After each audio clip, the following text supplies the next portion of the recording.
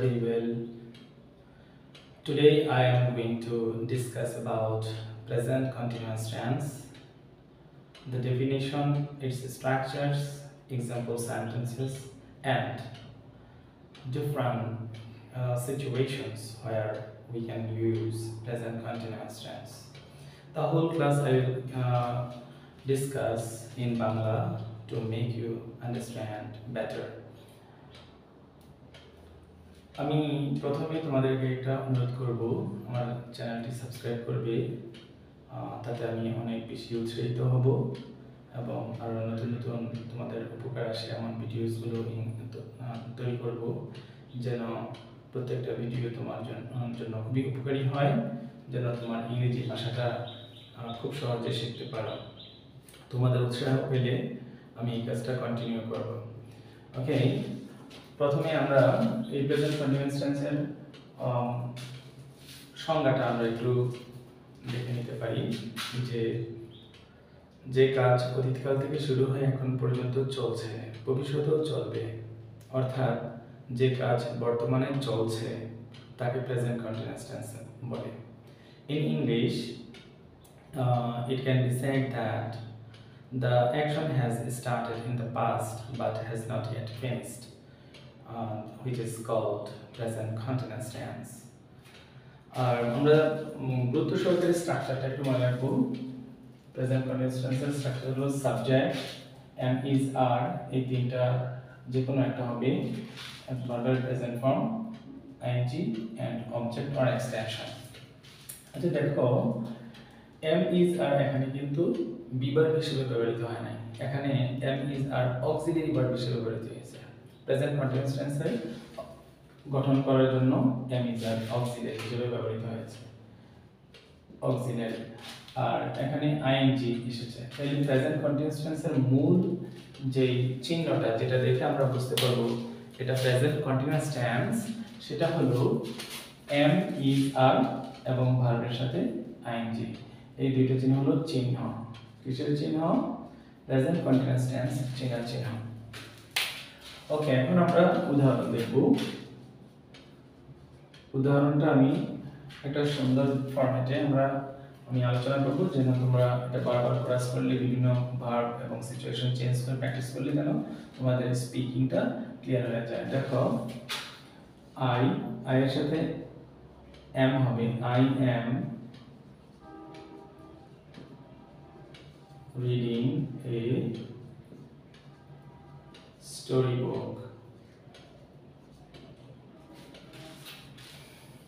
আমি একটা গল্পের বই পড়ছি, আই এর সাথে এম হবে, ঠিক আছে?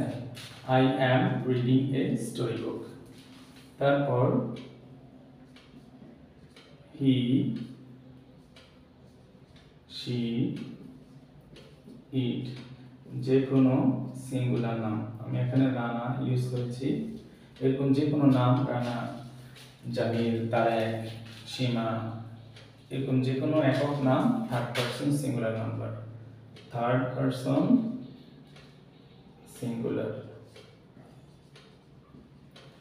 এগুলোর সাথে হবে ইজ, থার্ড পারসন সিঙ্গুলার নাম্বারগুলোর সাথে হবে ইজ, তারপর ভার্বের সাথে আইএনজি। দেখো, আমি একই ভার্ব ইউজ করছি তোমাদের কনসেপ্টটা ক্লিয়ার করার জন্য, শুধু জাস্ট ভার্বের এবং সাবজেক্টের জায়গাটা চেঞ্জ করছি, এতে করে তোমার কনসেপ্টটা একদম ক্লিয়ার হয়ে যাবে। তাহলে হি is, she is, it is, Rana is, এভাবে হবে। তো এই থার্ড পারসন সিঙ্গুলার নাম্বারগুলোর সাথে প্রেজেন্ট কন্টিনিউয়াস টেন্সে ইজ ব্যবহার করতে হবে। তাহলে আমরা প্রকাশ করি, he is reading a story book, সে একটা গল্পের বই পড়ছে। She is reading a story book, it is reading a story book, Rana is reading a story book, Rana একটি গল্পের বই পড়ছে। তারপর দেখো, ইউ,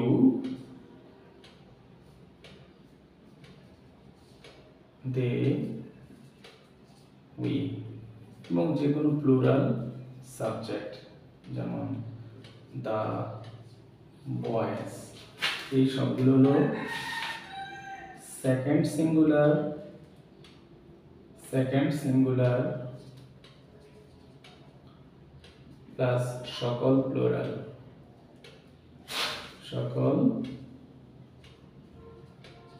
প্লুরাল এগুলোর সাথে হবে আর। তাহলে সকল সিঙ্গুলার এবং সেকেন্ড পারসন সিঙ্গুলার এবং সকল প্লুরাল নাম্বারের সাথে হবে আর। ঠিক আছে, তাইলে এখন বাকি অংশটা আমি পূরণ করে দিই। সেন্টেন্সটা আমি কি করে রিডিং এ স্টোরি বুক। আচ্ছা দেখো, তাহলে you are reading a story book, তুমি একটা গল্পের বই পড়ছো। আচ্ছা এখন দেখো আমরা এটাকে কোরাস করব। I am reading a story book, আমি একটা গল্পের বই পড়ছি। He is reading a story book, সে একটা গল্পের বই পড়ছে। She is reading a story book, সে একটা গল্পের বই পড়ছে। It is reading a story book, এটা একটি গল্পের বই পড়ছে। Rana is reading a story book, Rana একটি গল্পের বই পড়ছে। You are reading a story book, তুমি একটা গল্পের বই পড়ছো। দে আর রিডিং এ স্টোরি বুক, তারা একটা গল্পের বই পড়ছে। We are reading a story book, আমরা একটা গল্পের বই পড়ছি। The boys are reading a story book, বালকগুলো একটা গল্পের বই পড়ছে। এভাবে যদি আমরা সাবজেক্টগুলো চেঞ্জ করে করে বারবার প্র্যাকটিস করি তাহলে আমরা স্পিকিংটা ক্লিয়ার হয়ে যাবে। অ্যাকচুয়ালি ল্যাঙ্গুয়েজটা আমাদেরকে সাবকনশিয়াস প্রসেস এতে শিখতে হবে, কারণ ভাষা হলো অবচেতন প্রক্রিয়া শেখার বিষয়। এটা কনশিয়াস ওয়েতে আমরা যদি লার্ন করি তাইলে আমাদের ভাষা শিক্ষাটা অনেকটাই জটিল হয়ে যায়। এই জন্য আমরা বারবার যদি এইভাবে প্র্যাকটিস করি, সিচুয়েশনটা চেঞ্জ করে বারবার যদি প্র্যাকটিস করি তাহলে আমাদের ব্রেন অটোমেটিক্যালি এই কনসেপ্টটা নিয়ে নেবে। ঠিক আছে, যেমন আমরা এই সিচুয়েশনটা চেঞ্জ করতে পারি। যেমন আই এম প্লেইং ফুটবল নাও, আমি ফুটবল খেলছি। He is playing football now, she is playing football now, it is playing football now, Rana is playing football now, you are playing football now, they are playing football now, we are playing football now, the boys are playing football now. In this way you can change different kinds of structures, different words and situations to make create present continuous tense. তো এইভাবে আমরা যদি বারবার এই সিচুয়েশনগুলো change করে সাবজেক্টের সাথে change করে প্র্যাকটিস করি তাহলে আমাদের প্রেজেন্ট কন্টিনিউয়াস টেন্সের যে স্ট্রাকচারটা একদম অবচেতন প্রক্রিয়ায় আমাদের ব্রেনে সেট আপ হয়ে যাবে। তাহলে দেখুন আই এর সাথে এম হবে, he she it Rana, third person singular নাম্বারের সাথে ইজ হবে, you they we boys plural এগুলোর সাথে আর হবে, আর বা পরে ভার্বের সাথে এন হবে। ঠিক আছে, আচ্ছা এখন দেখো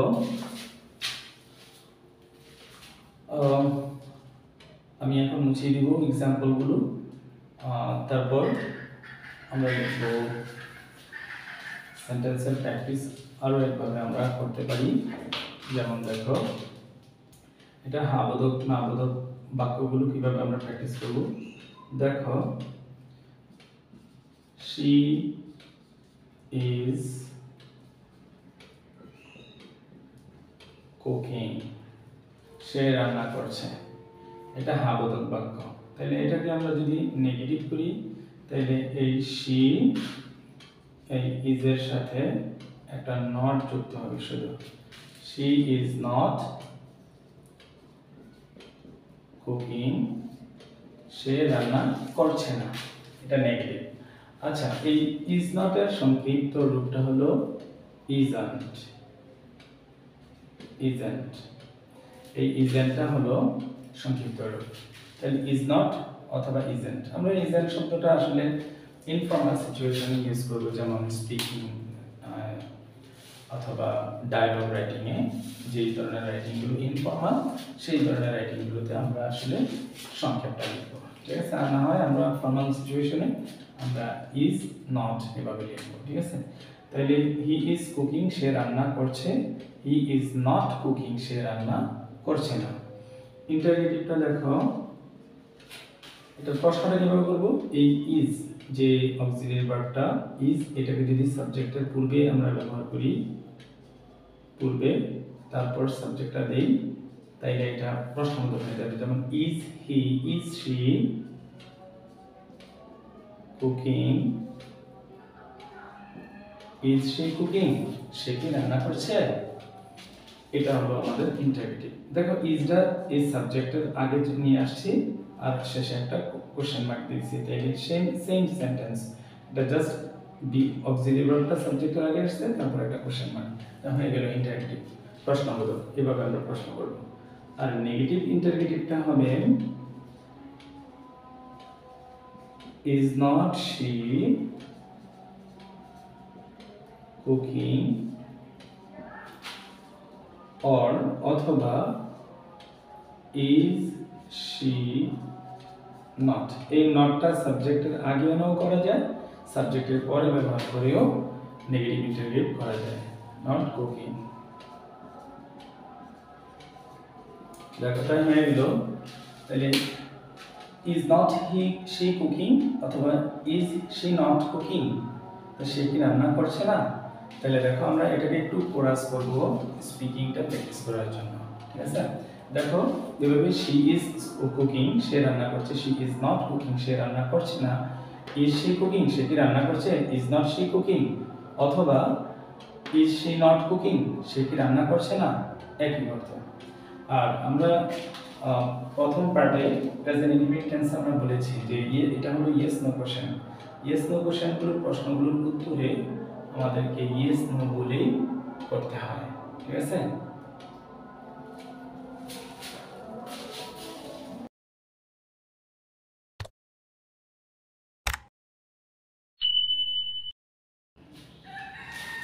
দেখো আমরা সাবজেক্টটা চেঞ্জ করে আমরা হাবোধক নাবোধক বাক্য প্র্যাকটিস করতে পারি। যেমন আই এর সাথে এম হবে, I am playing now, I am playing now, আমি এখন খেলছি। এই নাও হলো এখানে adverb. Now adverb of time.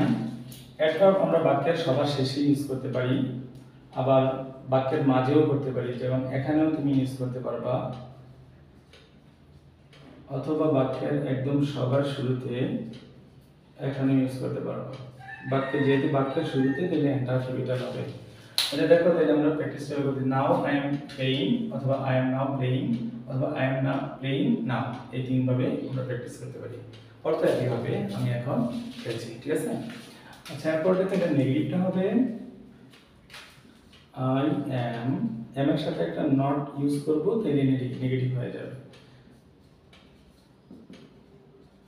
I am not playing now, আমি এখন খেলছি না। ইন্টারোগেটিভটা হবে এমটা, এই এমটা সাবজেক্টের আগে নিয়ে আসলেই ইন্টারোগেটিভ হয়ে যাবে, ঠিক আছে। এম আই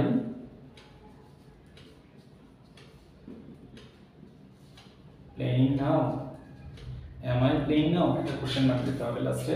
তাহলে এই এমটা যদি সাবজেক্টের আগে নিয়ে আসি আর যদি এখানে একটা কোশ্চেন মার্ক দিই, তাহলে এটা প্রশ্নবোধক হয়ে যাবে, ঠিক আছে। এম আই প্লেইং নাও, আমি কি এখন খেলছি, এটা নেগেটিভ ইন্টারোগেটিভটা হবে am I not playing now. এই নটটাকে সাবজেক্টের আগেও দেওয়া যাবে, am I not, am not I playing now, ঠিক আছে। এভাবে আমরা করব। তাহলে এটা বারবার ক্লাস করতে হবে, সিচুয়েশন চেঞ্জ করে ক্লাস করতে হবে। আই এম প্লেইং নাও, আমি এখন খেলছি। I am not playing now, আমি এখন খেলছি না। এম আই প্লেইং নাও, আমি কি খেলছি, এখন খেলছি। M I not playing now, আমি কি এখন খেলছি না। আর এই না বোধক ইন্টারোগেটিভ কিন্তু এক ধরনের হা বোধক, একটা টোন দিবে। আর না হা বোধক ইন্টারোগেটিভটা না বোধক টোন দিবে, ঠিক আছে। আচ্ছা এরপর আমরা সাবজেক্টটাকে চেঞ্জ করে আবার আমরা প্র্যাকটিস করতে পারি। দেখো আমরা প্লুরাল নাম্বার দিয়ে একটা করি। দেখো they are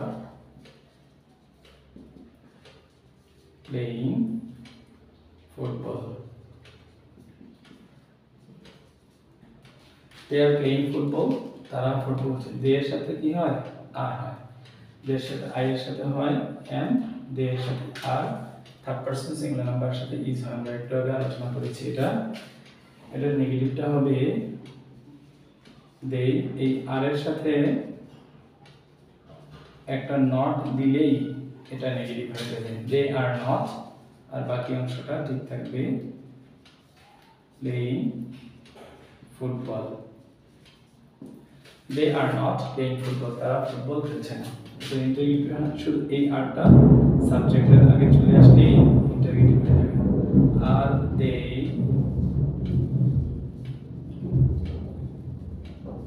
playing football,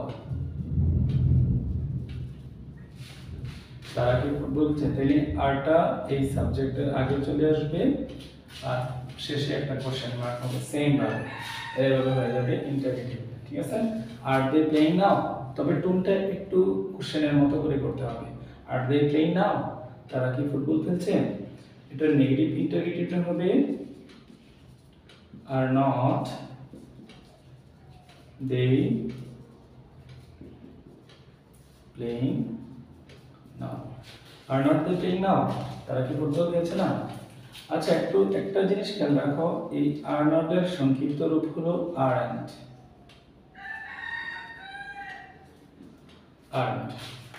আমরা স্পিকিং এ সংক্ষিপ্ত রূপটা ইউজ করব, দে aren't playing football.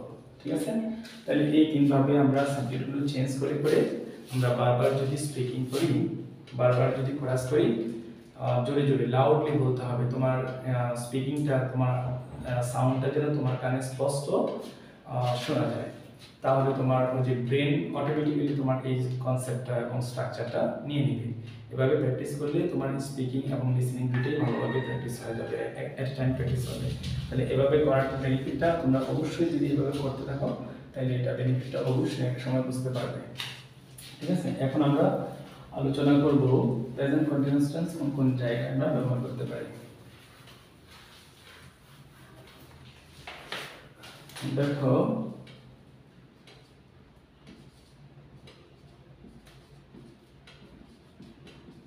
present continuous tense এর ব্যবহার, এটা খুবই গুরুত্বপূর্ণ। প্রেজেন্ট কন্টিনিউয়াস টেন্স এর ব্যবহার, অর্থাৎ কোন কোন জায়গায় আমরা প্রেজেন্ট কন্টিনিউয়াস টেন্সটা ব্যবহার করতে পারবো। ঠিক আছে, তাহলে প্রথমে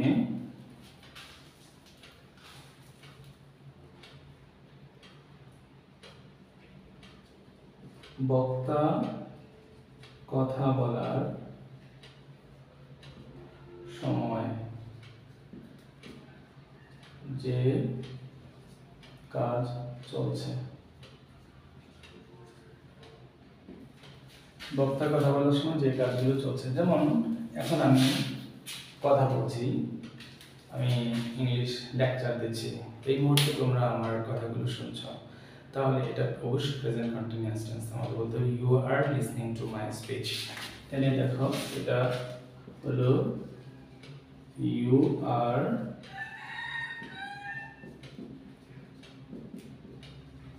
লিসনিং টু মাই স্পিচ। দেখো, লিসেনিং এর পরে সব সময় প্রিপোজিশন টু বসে, listen to, want to, cling to, speak to, adhere to, এগুলোর পরে সব সময় টু বসে। দেখো, you are listening to my speech, তোমরা আমার কথাগুলো শুনছো। ঠিক আছে, তাইলে এখানে দেখো, এটা এই কাজটা কিন্তু এখন আমি কথা বলার সময়, আমি যদি এখন বক্তা হই, তা আমি কথা বলার সময় এই কাজটা চলছে। কোন কাজটা? যে তোমরা সকালে আমার কথাগুলো শুনছো মনোযোগ, আর এই জন্য এটা প্রেজেন্ট কন্টিনিউয়াস টেন্স। আর লিসেন শব্দটা আমরা ইউজ করব যখন মনোযোগ দিয়ে আমরা কোনো কিছু ইন্টেনশনালি, যখন আমরা কোনো কিছু শুনতে বসি, তখন আমরা ইউজ করব লিসেন। আর যদি ইন্টেনশনালি যদি আমরা শুনতে না চাই বা না বসি, মনোযোগ দিয়ে কোনো কিছু শুনতে না বসি, তখন আমরা ইউজ করব হিয়ার। যেমন আমরা ক্লাসটা করছি, ফাঁকে ক্লাসের বাইরে একটা সাউন্ড হলো, সেটাও কিন্তু আমরা শুনবো, তাহলে এইটা হলো হিয়ারিং। তাহলে আমরা এটা কি করছি? হিয়ারিং করছি। আর তোমরা যে আমার কথাগুলো এখন মনোযোগ সহকারে শুনছো, সেটা হলো লিসেনিং। ঠিক আছে, লিসেনিং আর হিয়ারিং এর মধ্যেই পার্থক্য। মনোযোগ ছাড়া যদি আমরা হঠাৎ করে কোনো কিছু শুনে ফেলি, সেটা হলো হিয়ারিং, আর যখন মনোযোগ দিয়ে আমরা কোনো কিছু শুনবো, সেটা হলো লিসেনিং। তাই you are listening to my speech, এটা এই কথাগুলো এখন চলছে, এটা প্রেজেন্ট কন্টিনিউয়াস টেন্স চলে। 2 নম্বর সিচুয়েশন হলো কোনো কাজ করার সিদ্ধান্ত এবং আয়োজন বোঝাতে। কোনো কাজ করার সিদ্ধান্ত বা আয়োজন, কোনো কাজ করার সিদ্ধান্ত এবং আয়োজন বোঝাতে প্রেজেন্ট কন্টিনিউয়াস টেন্স ইউজ করব। যেমন দেখো, I am going to buy a mobile.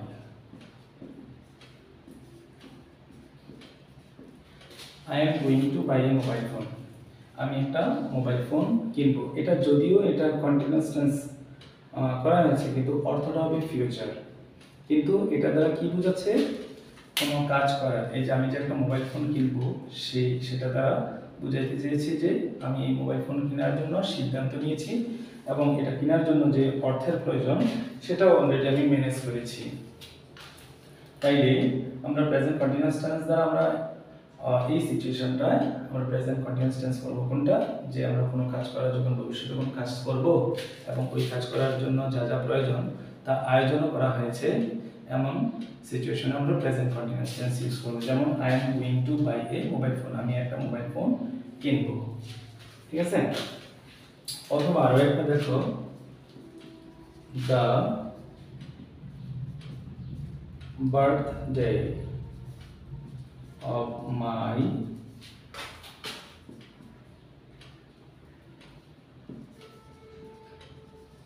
younger brother is going to be held tomorrow. দেখো, আগামীকাল আমার ছোট ভাইয়ের বার্থডেটা অনুষ্ঠিত হবে। এখন এটা আমরা ফিউচার টেন্সেও লিখতে পারবো, কিন্তু এখন এটা প্রেজেন্ট কন্টিনিউয়াস টেন্সে আমরা লিখতে পারবো। কেন? কারণ বার্থডে পার্টির আয়োজন করার জন্য সিদ্ধান্ত নেওয়া এবং তার জন্য যে যে অ্যারেঞ্জমেন্টগুলো করা দরকার, আয়োজন, সেটাও অলরেডি করা হয়ে গেছে। তো এই সিচুয়েশনটা বোঝানোর জন্য আমরা লিসেনারকে প্রেজেন্ট কন্টিনিউয়াস টেন্স ইউজ করবো, বিশেষ করে বি গোয়িং টু।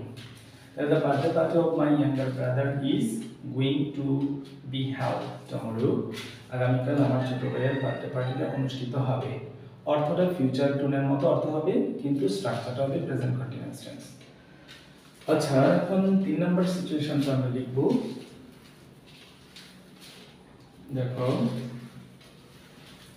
আর তোমরা ভিডিওটা একটু পজ করে এক্সাম্পল গুলো যদি লিখতে সমস্যা হয় তাহলে লিখে নিবে, তারপর আবার স্টার্ট করবে। দেখো, আমি যদি তোমাকে যথেষ্ট সময় দিই তাহলে ভিডিওটা অনেক বড় হয়ে যাবে। আর আমি তোমাদেরকে অবশ্যই অনুরোধ করছি যে আমার চ্যানেলটা সাবস্ক্রাইব করবে। তোমার যদি আমার ক্লাসগুলো করে তোমার ইংরেজি শেখাটা অনেক সহজ হয়, অর্থাৎ তুমি ইজিলি যদি ইংলিশ ভাষাটাকে শিখতে পারো, এটা যদি মনে হয় এবং ভিডিওটা যদিও তোমার ভালো লাগে, অবশ্যই আমার চ্যানেলটাকে সাবস্ক্রাইব করবে এবং লাইক দিবে, শেয়ার করবে, এগুলো করবে, অন্যকে সুযোগ করে দিবে দেখার জন্য। 3 নম্বর সিচুয়েশনটা হলো, থার্ড সিচুয়েশন, পরিবর্তনশীল ঘটনা। পরিবর্তনশীল ঘটনা। এই পরিবর্তনশীল ঘটনাগুলো আমরা প্রেজেন্ট কন্টিনিউয়াস টেন্সে লিখব। পরিবর্তনশীল ঘটনা কখনোই প্রেজেন্ট ইনডিফিনিট টেন্সে লেখা যাবে না। ফর এক্সাম্পল দেখো, the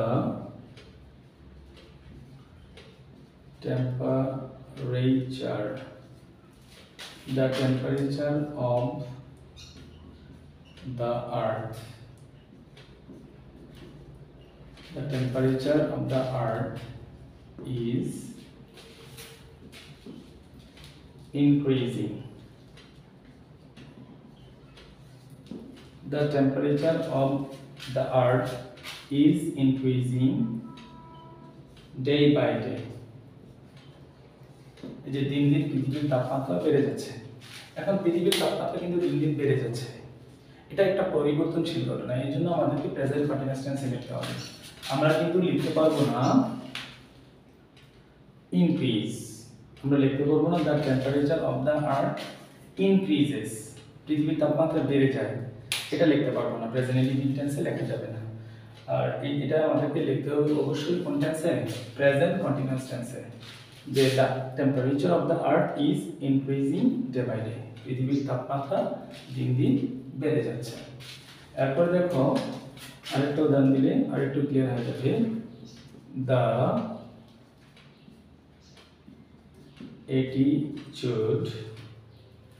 attitude towards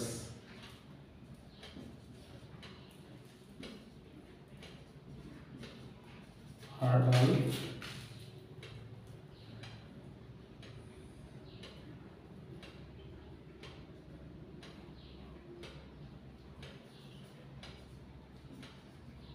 medicare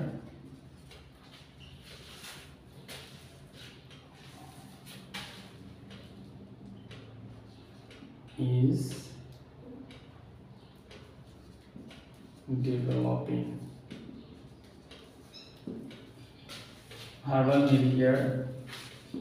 herbal Medicare প্রতি দৃষ্টিভঙ্গি পরিবর্তন উন্নত হচ্ছে।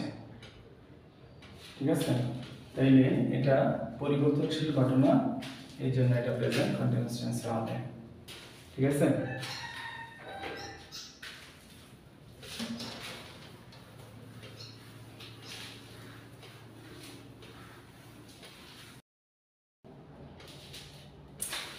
আচ্ছা দেখো 4 নম্বর সিচুয়েশনটা হলো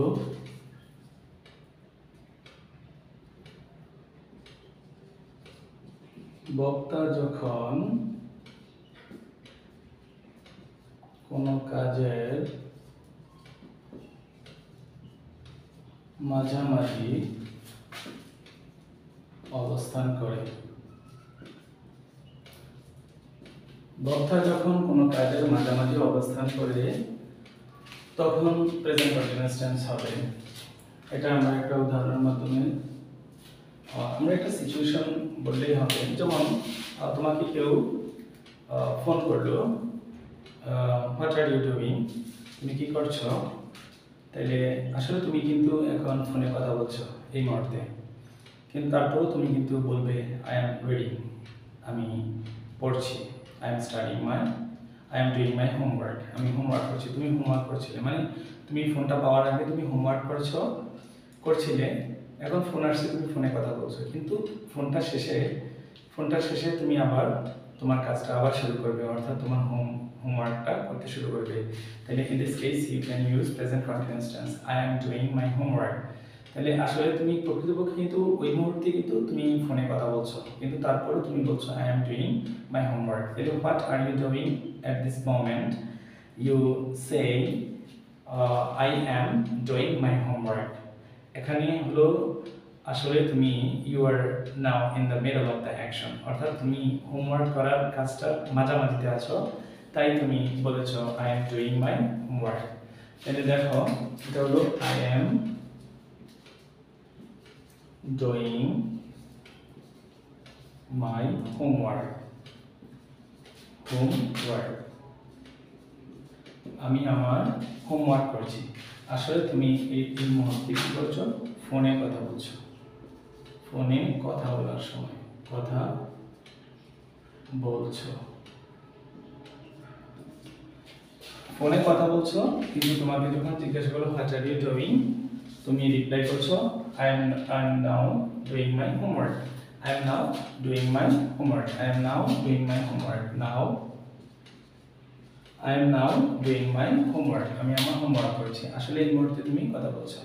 তাহলে এই বক্তা যখন কোনো কাজের মাঝামাঝিতে থাকে তখন আমরা কোন টেন্স ইউজ করি? প্রেজেন্ট কন্টিনিউয়াস টেন্স ইউজ করি। আরেকটা উদাহরণ দেখো, কেউ হয়তো বিদেশে যাওয়ার জন্য ইংলিশ ল্যাঙ্গুয়েজ ডেভেলপ করছে, সে অনেক আগে থেকে ইংলিশ ভাষাটাকে পড়ছে, শিখছে, এডুকেশন করছে।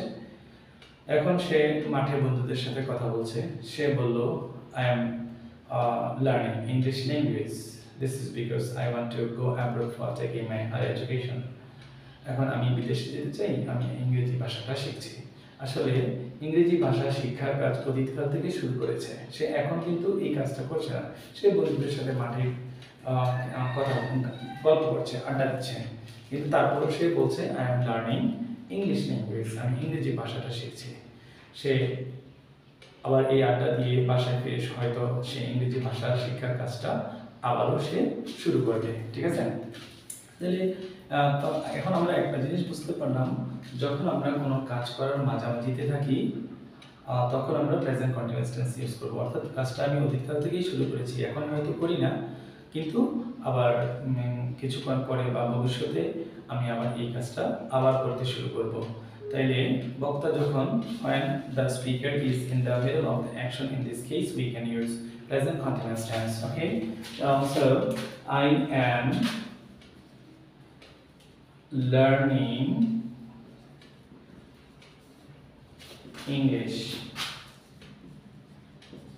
I am learning English. English English শব্দটা যখন ভাষা বোঝাবে তখন ইংলিশের ইটা ক্যাপিটাল লেটার হবে। ঠিক আছে? আবার ইংলিশ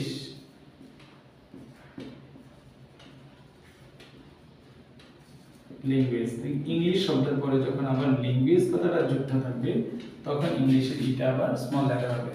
শুধু ইংলিশ ওয়ার্ডটা যদি ভাষাকে বোঝায় তখন ইংলিশের ইটা ক্যাপিটাল হবে। আবার ইংলিশ ওয়ার্ডের পরে যখন আবার ল্যাঙ্গুয়েজ কথাটা অ্যাড থাকবে তখন ইংলিশের ইটা স্মল লেটার হবে। ঠিক আছে?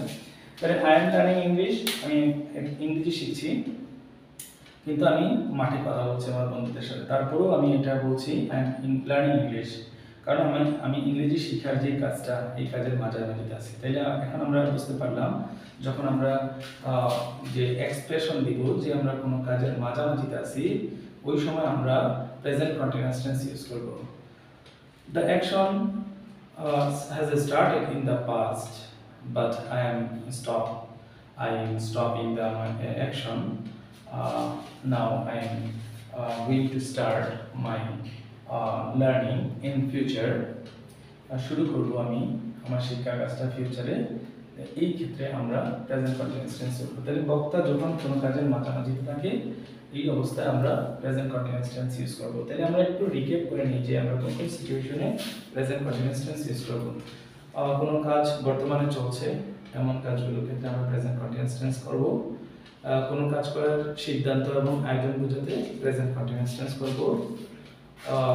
কোনো পরিবর্তনশীল ঘটনার ক্ষেত্রে আমরা প্রেজেন্ট কন্টিনিউয়াস টেন্স করব। আর last but not the least, বক্তা যখন কোনো কাজের মাঝামাঝিতে অবস্থান করবে তখনও প্রেজেন্ট কন্টিনিউয়াস টেন্স ইউজ করব। যেমন I M now doing my homework, but in this case I am talking with someone over phone, but I can say I am now doing my homework.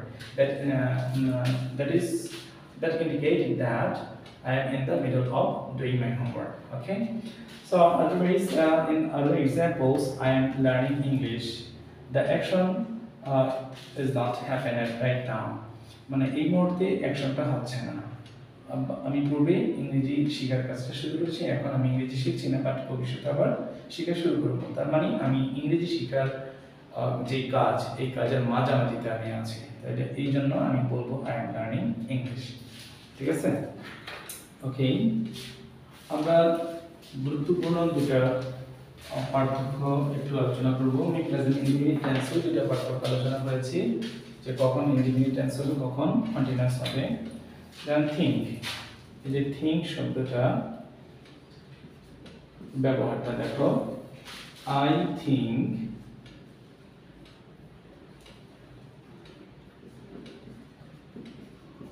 I think, I am thinking.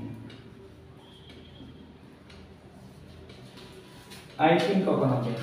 I think about you. I think about you. এই think করতে যখন ভাবা হয়, চিন্তা করা বা ভাবা, তখন এটা প্রেজেন্ট ইনডিফিনিট টেন্সে হবে। ঠিক আছে?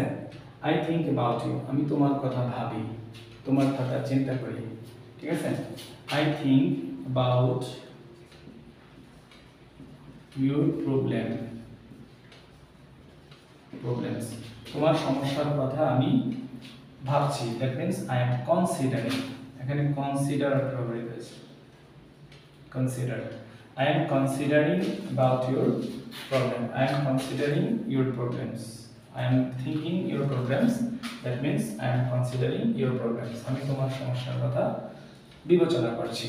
তাহলে যখন এই থিঙ্ক শব্দের অর্থ কনসিডার হবে তখন থিঙ্কের সাথে কন্টিনিউয়াস হবে, অর্থাৎ থিঙ্কিং হবে।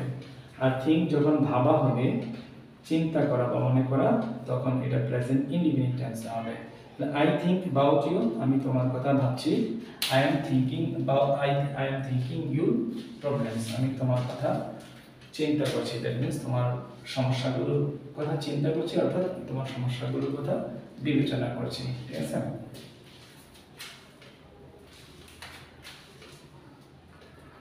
তাহলে আজকে এই পর্যন্ত, ভিডিওটা অনেক লম্বা হয়ে যাচ্ছে। আশা করব ভিডিওটা দেখে তোমাদের উপকার হয়েছে ইংরেজি ভাষাটা শেখার ক্ষেত্রে। যদি ইংলিশ ভাষাটা খুব সহজে আমার ভিডিওর মাধ্যমে শিখতে পারো, তাহলে আমার চ্যানেলটাকে সাবস্ক্রাইব করবে আর লাইক শেয়ার করবে। আমি উৎসাহিত হয়ে যেন আরও সুন্দর সুন্দর ভিডিও, হেল্পফুল ভিডিও তৈরি করতে পারি। আর আগামী সপ্তাহে আমি প্রেজেন্ট পারফেক্ট টেন্সের ভিডিওটা আপলোড করব। সে পর্যন্ত ধৈর্য সহকারে অপেক্ষা করার জন্য অনুরোধ করছি। Thanks for patiently watching my English lectures today.